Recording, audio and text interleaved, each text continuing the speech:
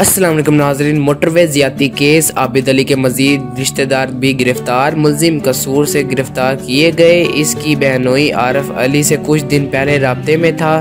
Police ज़राए के मुताबिक मुल्ज़िम आबिद अली कसूर से गिरफ्तार किए गए। इसके बहनोई आरिफ अली से कुछ दिन पहले राब्ते में था, जिसकी बिना पर तफ्तीश को आगे बढ़ाया गया और आज मोटरवे ज़्यादती केस के मरकजी मुल्ज़िम आबिद अली के रिश्तेदारों को हिरासत में ले लिया गया। बताया गया कि मरकजी मुल्ज़िम आबिद अली के रिश्तेदारों का ताल्लुक बहावल नगर से था। दूसरी तरफ पंजाब पुलिस मोटरवे ज़्यादती केस के मरकजी मुल्ज़िम आबिद अली को 10 फुट के फासले से पकड़ने में नाकाम रही। मोटरवे ज़्यादती केस का मरकजी मुल्ज़िम आबिद जुमेरात को दोपहर 4 बजे पुराना ननकाना में अपनी साली किश्वर बीबी से मिलने गया। मुल्जिम ने अपनी साली से राय बलार बैठी पार्क में मुलाकात की। इस मौका पर पार्क में मौजूद किसी शख्स ने पुलिस को बर वक्त इतला की, मगर पुलिस 30 मिनट ताखीर से पहुंची और SHO महज 3 एहलकार के साथ मौका पर पहुंचा।